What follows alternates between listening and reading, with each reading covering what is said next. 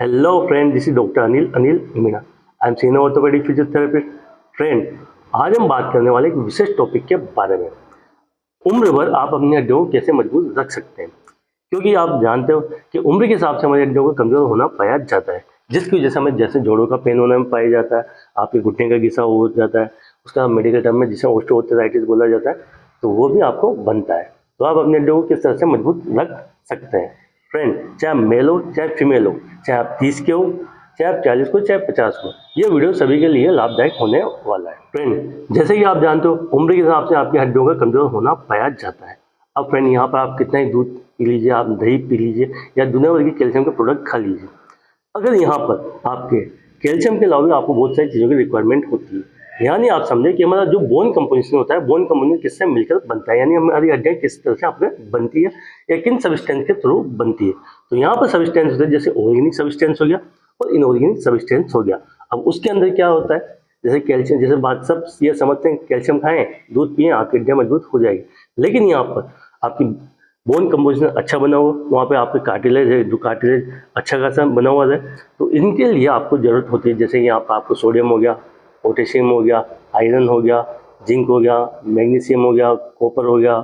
उसके अलावा जैसे कि प्रोटीन हो गया, प्रोटीन डाइट हो गई। उसके अलावा यहाँ पर जैसे हमारे कार्टिलेज होते हैं, तो कार्टिलेज का आपका हाई फाइबर डाइट होना का जरूरी है। तो इन सब चीज़ों का आपका बोन को मजबूत रखने में योगदान होता है। और फ्रेंड, साथ ही यहाँ पर विटामिन डी आपके शरीर में पर्याप्त मात्रा में होना जरूरी है, क्योंकि मैं बहुत सी बार जिक्र कर चुका हूँ, अगर आपके अंदर विटामिन डी नहीं है तो आप कितने ही खा लीजिए, आपका जो हमारे जो कैल्शियम है, कैल्शियम को कन्वर्ट नहीं कर पाता विटामिन डी। यानी विटामिन डी नहीं है तो आपके जो मान लो आप कितना ही खा लीजिए, आपके वो कैल्शियम में कन्वर्ट नहीं हो पाएगा। कितना ही दूध पी लीजिए, वो कैल्शियम में कन्वर्ट नहीं हो पाएगा। तो इसके लिए आपके बोन को स्ट्रेंथ बनाते हुए इन सभी जो मैंने सब्सटेंस बताया, उसके अलावा जैसे माइक्रोन्यूट्रिएंट हो गए, मैक्रोन्यूट्रिएंट, इन सभी की आपको आवश्यकता होती है। अब ये कहाँ से मिलेंगे, तो इसके बारे में हम देखेंगे। उसके अलावा फ्रेंड, जैसे जोड़ों के पेन होते हैं, तो जोड़ों के पेन भी आपकी कैल्शियम की कमी की वजह से होते हैं। तो यहाँ पर हम बात करते हैं हमारे कार्टिलेज के फाइबर के बारे में बात करें।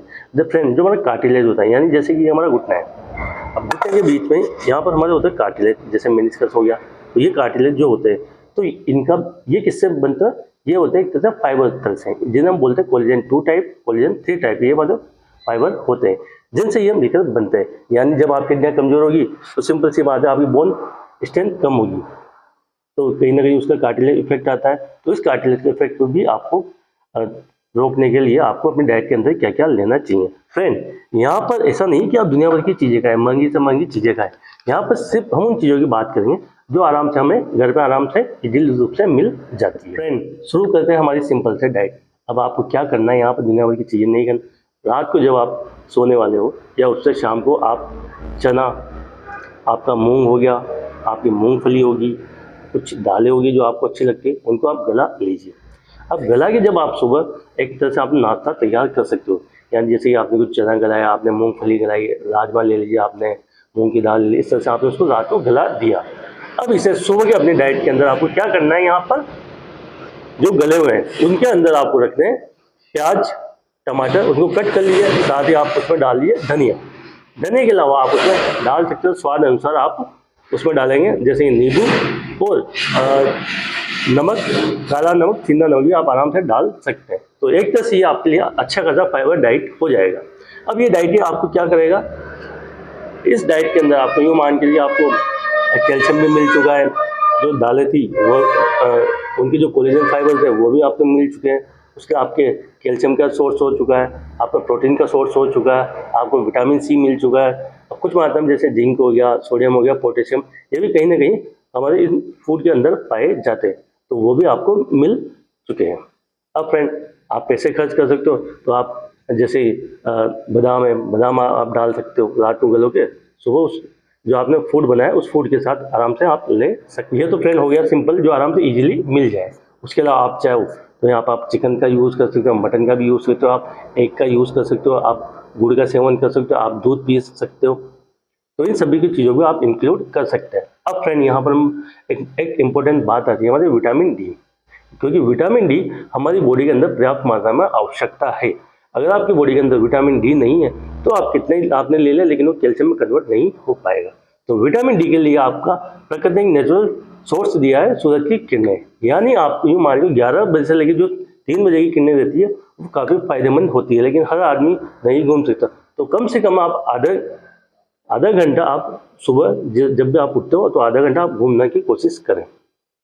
आप घूमने जाएंगे और थोड़ा सा बॉडी को एक्सपोज करें, जैसे कि मान के चलो आपने टी शर्ट वगैरह पहन सकते हो, उनका आप पहन का आपको ताकि बॉडी एक्सपोज रहेगी तो आपकी विटामिन डी आपकी बॉडी के अंदर जल्दी जल्दी बनेगा। अब यहाँ पर एक और नोटिस करने वाली बात है कि विटामिन डी आपने बॉडी के अंदर बनाने के लिए आप घूम रहे हो, तो यहाँ पर युवा वर्ग आराम चाहे तो रनिंग भी कर सकता है।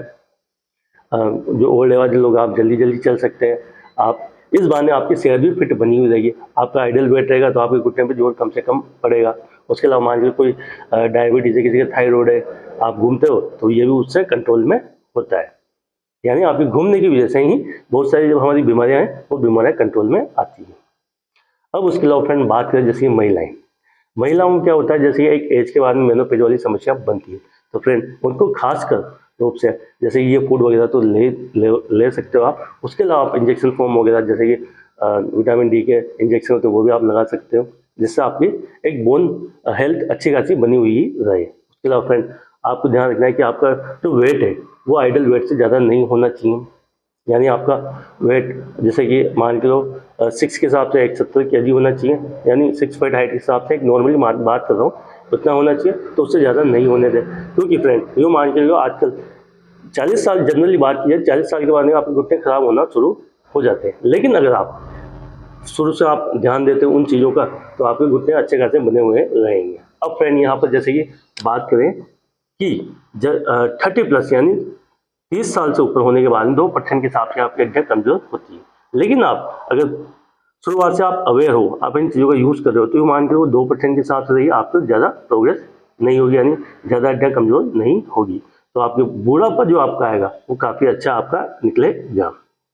अब फ्रेंड जिसके मान के चलो किसी की 50 हो ही चुकी है तो वो आराम से इन चीज़ों का यूज़ करें, जिससे उनकी कम से कम बोन हेल्थ अच्छी हुई बनी रहेगी और उन्हें काफ़ी अच्छी मात्रा में न्यूट्रिशन वगैरह मिल जाए। उसके अलावा फ्रेंड बात करें जैसे कि किसी के घुटनों का दर्द है, तो घुटने के दर्द में जैसे आलकी पालकी नहीं लगाए, ज़्यादा सीढ़ियाँ नहीं चढ़े।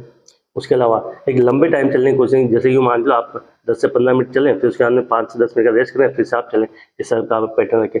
यानी घुटने में जो दर्द होता है तो उनमें आपको कौन कौन सी एक्सरसाइज करनी चाहिए और कौन कौन से आपको सावधानी रखनी चाहिए, तो उसका भी लिंक मिल जाएगा आपको डिस्क्रिप्शन बॉक्स, जहाँ से आप उसे देख सकते हैं। यह है एक महत्वपूर्ण जानकारी जिसे हर व्यक्ति का जानना जरूरी है, चाहे आपके पापा हो, आपके दादा हो, दादी हो, उन सभी को आप दिखाएं ताकि वो इस चीज़ को समझेंगे, अपनी डाइट के अंदर कुछ प्लान करेंगे, जिससे आपकी काफ़ी अच्छी मात्रा में न्यूट्रिशन पूर्ति हो जाएगी। यूँ मान के लो आप भाई हम लोग करते क्या, नॉर्मल लोग हैं, रोटी सब्जी खाते हैं, अब रोटी सब्जी में सारी चीज़ें नहीं मिल पाती, तो आपको कम से कम प्रॉपर रूप से कहीं डाइट प्लान होना चाहिए, जिससे आप अपनी उम्र को काफ़ी हद तक आप मजबूत रहें और आप स्वस्थ रहें। फ्रेंड वीडियो अच्छे लगे do thumbs up. Thank you so much. जय हिंद, जय भारत।